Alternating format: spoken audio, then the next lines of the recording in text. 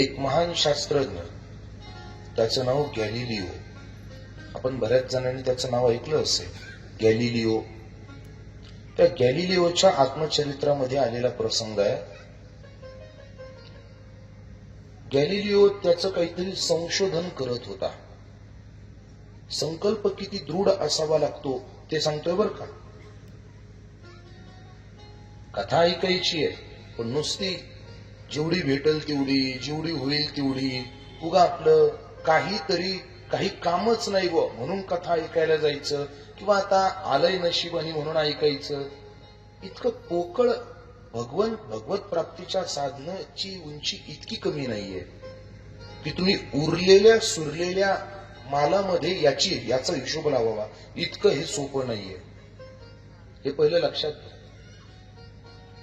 परमार्थ हा उरीसुरीचा विषय आणि उरसुरीचा माल नाहीये. याच्याकरता विशेष अवधान द्यावं लागतं, तर हे तुमच्याकडे लक्ष देईल, नाही तर देणार नाही देणार.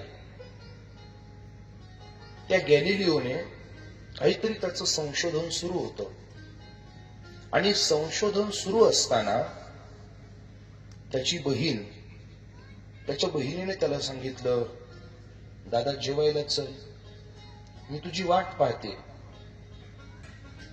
पुष्कळ उशीर झालाय, आपण जेवण केलं पाहिजे. त्या गॅलिलिओने सांगितलं, तू चल, मी आलोच. तिने सांगितलं, नाही, आपल्याला बरोबर जेवायचं, लवकर उठ, जेवण कर, पुन्हा वाटलंस तर तुझ्या अभ्यासाला बस. तो गॅलिलिओ बहिणीला हो म्हणतो, आणि हो म्हणून पुन्हा एकदा त्याच्या संशोधनाकरता त्याला वाटतं एवढा एक मुद्दा एवढा पूर्ण करू, मग जाऊ. त्याच्या अभ्यासाला सुरुवात करतो, त्याचं लक्ष तिथेच राहून जातं. बहीण शेवटी कंटाळते, बाहेर जाते, स्वयंपाकघरात डायनिंगवर जाते, जेवण करते, हात धुते, झोपायला निघून जाते. कुतूहल पुढे.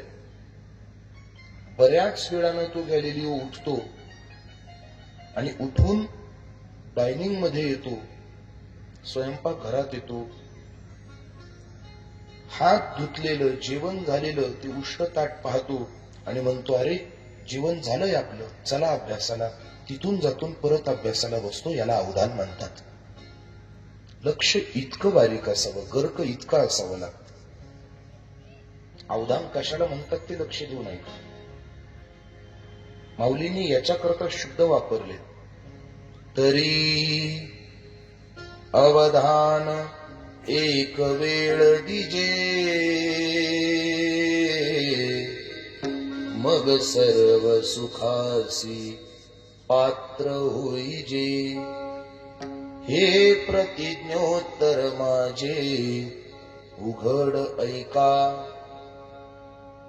सर्व सुखाला पात्र व्हायचं असेल तर अवधान द्यावं लागतं, आणि अवधान इतकं लक्ष देऊन द्यावं लागतं की एकदा ती चर्चा आपल्या मस्तिष्कात शिरली तर त्याच्या उत्तरात कोणत्याही गोष्टीचा स्वीकार आपल्या बुद्धीने आणि मनाने करता कामा नये. इतकं अवधान जर संसारात द्यावं लागतं तर विचार करा, कायम त्रास देणाऱ्या प्रपंचात सुद्धा जर एवढं अवधान लागतं तर मग परमार्थात किती श्रीमंत कान ठेवावे लागत असतील, आपले कान किती स्वच्छ ठेवावे लागत असतील, आपल्या कानाला किती उंची द्यावी लागेल परमार्थामध्ये.